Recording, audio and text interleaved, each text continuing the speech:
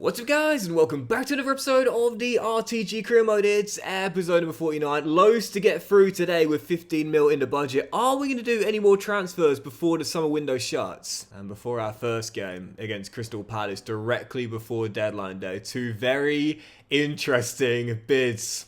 Uono, who scored his first of the season in the 4-2 win over Brentford with a massive bid coming in from Manchester City. This feels like Sterling at Liverpool when Man City came in for him, and Teden is now wanted by Lille after he turned down the Liverpool bid.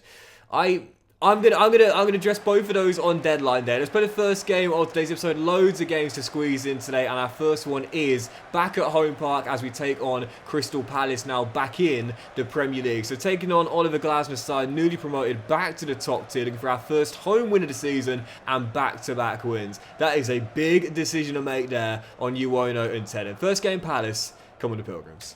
That Uono deal has come out of left field. Did not expect that. And you know, I really do wish, like, for EA, they would improve, like, player intelligence when transfers like that happen, because if that was real life, I mean, oftentimes a player would say, come on, like, that's one of the big boys, please let me go. Or they'd say, if you want me to stay, how about a pay increase, gaffer? I mean, but in career mode, just no dialogue whatsoever, and it kind of breaks away from the realism and the immersion a little bit, you know. But I think for Uono, only one full season with us thus far, I might say to him, look, just give me one more year. Great save, Agrizabala. Just give me one more year. If we don't qualify for the CL next season, then I'll let you go. I might try and extend the contract too. Give him a wage increase for staying loyal and staying here. Because I mean, technically, you could be in like League One with an 84 rated midfielder. Bids could be coming in from Real Madrid and Bayern Munich, and it'd just be like, no, I'm fine. You know, I'm fine staying. I don't need to go. That's a great little flip by Fernandes. And it's a finish by Kante for the opening as well. But again, that's where EA really need to work on player intelligence. In a case like this, yeah, maybe the player would decide to stay for the guaranteed first team football at such a young age. But there should be at least a dialogue. Do you know what I mean? Like, I think Football Manager do an excellent job with something like that. Like, oftentimes the player will come to you directly after a bid's come in if you've rejected it and say, Gaffer, can we have a chat? And they'll say, look, you need to promise me we'll strengthen the team, which is always annoying because it's so subjective. Or they'll say, oh, rocket Kante. Well, they won't say that. I'll say that. What a rocket, Ibrahim. That was glorious, mate. But they'll say, you know, give me a pay rise, or, you know, promise me that we'll qualify for the Champions League, or agree to sell me for this fee. Basically, there's like a list of options you can choose between. And it's just more realistic that way. And it gives you, you know, freedom to have a discussion and, again, make those promises if you want to keep hold of the player. But for EA, just haven't quite got that level of intelligence yet. Hopefully one day. Hopefully one day. I would do anything to be able to work with EA on career mode.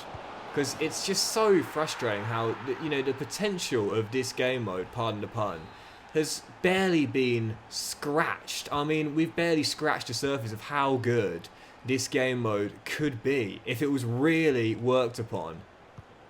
But alas, it has not been the case. One day, we all hope, we all pray, but yeah, one day.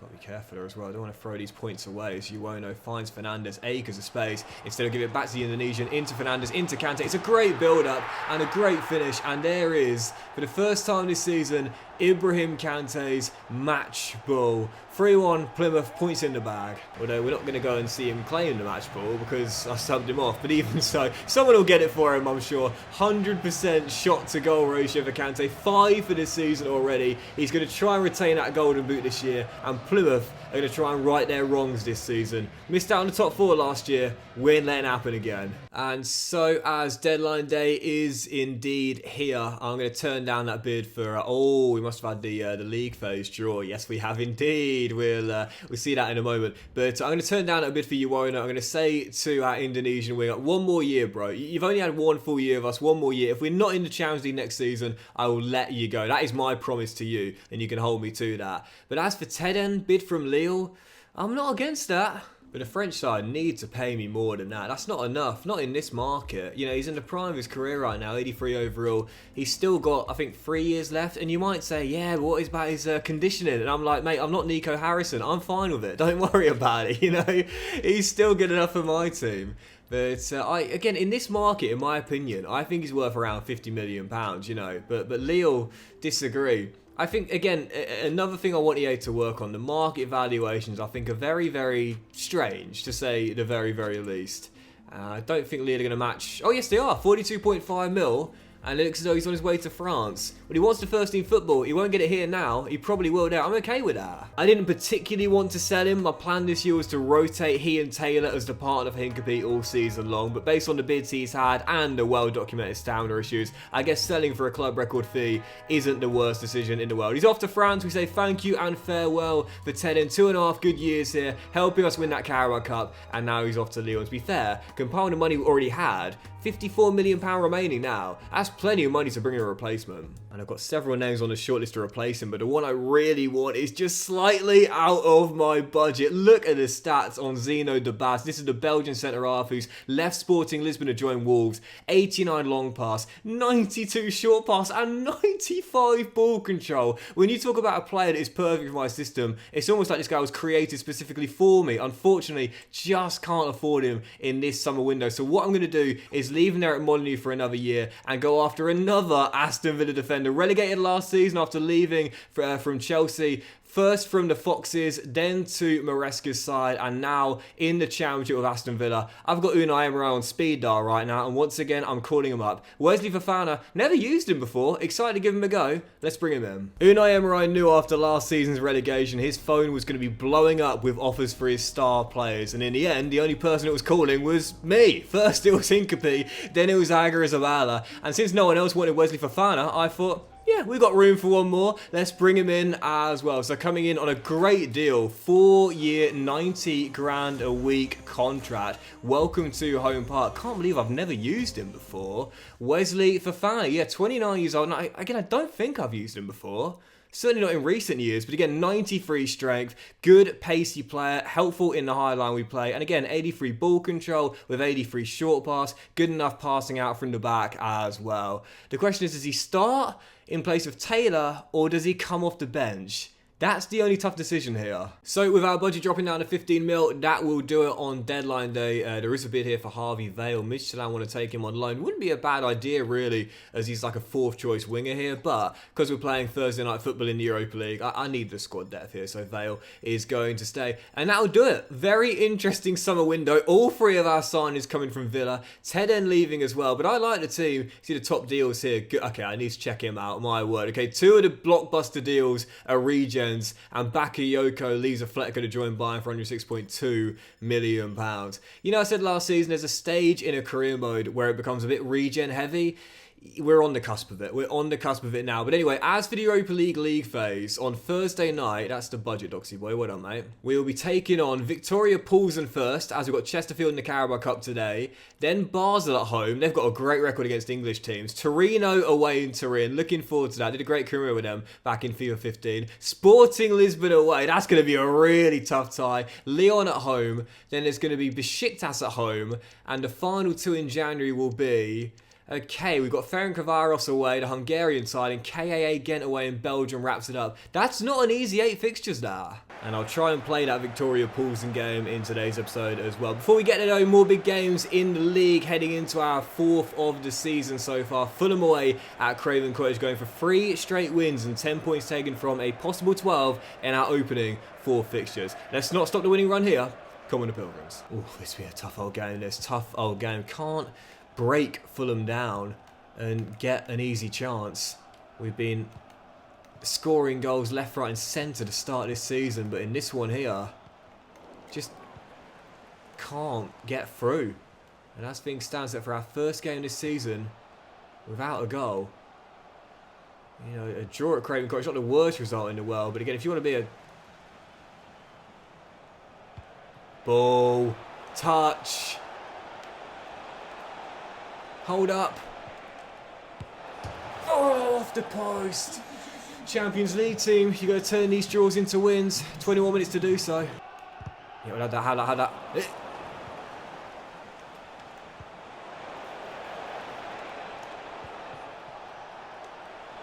Ibrahim, great save. And Fulham get it away. Oh, Wood. Kante this time. time. Nathan high up the pitch, wins it back, and last year's Golden Boot winner gets another. The big boys combine, Plymouth leave it late. Excellent work from Nathan Wood, sniffing around, not allowing the easy pass out from Fulham, winning it back as Fernandes goes down. And the sensible offload to the King, who does the rest, shot block by Hincapie, and now can we grind this out? Can we hold on and make sure these 3 points don't leave us like they did on the opening day? Even so early on in the season, that is a big moment delivered by two big bodies. Fantastic work by Wood winning it back so high up the pitch. Kante keeping his composure, and Plymouth make it 3 wins on the trot. Those are the moments that you need to deliver on if you are to be a top 4 team. Oh man, seriously, like that those are the games, man. You know, you leave it late to get your chances. And when I messed that one up with Fernandes prodding off the post, I thought mine would get a better one. In the end, we did. Fell to the right man.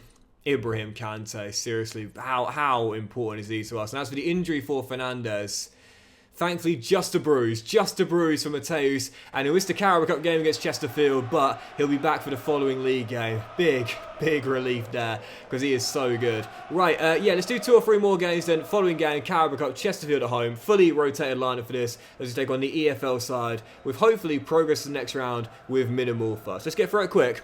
Come on, the Pilgrims. If I find a win that. Vale to Randell, who dinks it, and Knight, can you flick it down because Sanko's there for the tapping? Wonderful goal. That's a wonderful little goal. And 11 after the restart, Sanko playing for a new contract gets his first of the year, and that is a really nicely orchestrated goal there. Such a great clip ball into the middle. But it's the flick down, the awareness. Yeah, I could have volleyed it first time, but no, Sanko's in the middle for a tap-in. That's such a lovely goal. Well, it's far from the best performance you'll ever see, but it is a win, and we avoid the giant killing through to the next round. But once again, still our lowest priority this season. So next round, whoever we got, it'll still be a backup side. Yeah, let's do 2 more, and we'll end on that game against Victoria Paulson, our first ever Europa League game. Before we get there, though, taking on Leicester City, going for our 4th win in a row in the Premier League, and 4 wins from 5 to start the campaign off. Let's get the 3 points here. Come on, the Pilgrims. Afaiki to Bar. With Steffi Mavadidi to beat. Steps inside. He's got Fernandes going right. Can I slide him through? Yes, I can. Kante in the middle. There he is. Ibrahim bends one just wide of the post. It's been a near flawless start to the season for us. Only negative that opening day draw to Brighton, where we were seconds away from closing out the win. But again, the big question is, can we keep it going? Just like the Fulham game, man. Can't just get many chances in this one. So if we get a really good one, gonna have to take it. Oh, what an offload. And what a save, Aguirre-Zabala.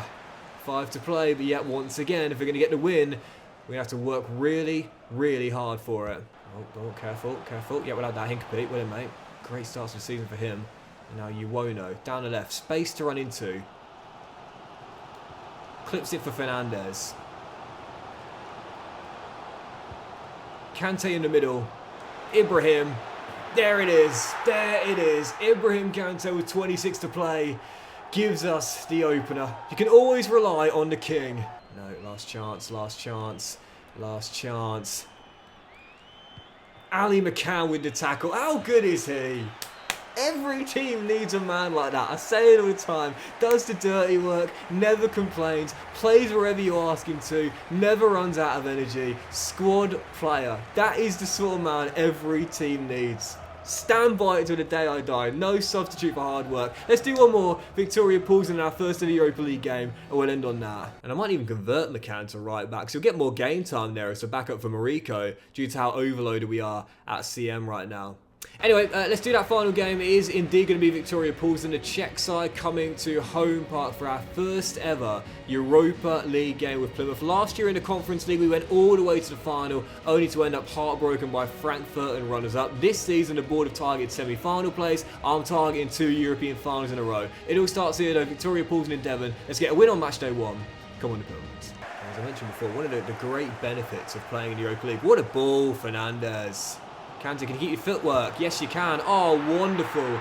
Just about kept his balance. Might have slipped on the shot, but still found the back in there. One of the big benefits of playing the Europa League is that you qualify for the Champions League by winning it. And so when you're in a league like this, where you're competing with so many elite clubs for just 4 Champions League spaces, this might be the best path to Champions League qualification, winning the whole thing. I would say we've got just as good of a chance of qualifying for the CL by winning this than finishing top 4. So believe me, I'm taking this competition seriously. No doubt about it. I don't know why any team wouldn't really when that is a prospect. Fernandes almost got our second, should have offloaded to Kante really, but leading by 1, and yep, signal of intent on match day 1. I'm not just here for the ride, I want to win this. You know, we look at this season in real life, for example. Great example. You know, Spurs and Manchester United having really tough domestic seasons this year.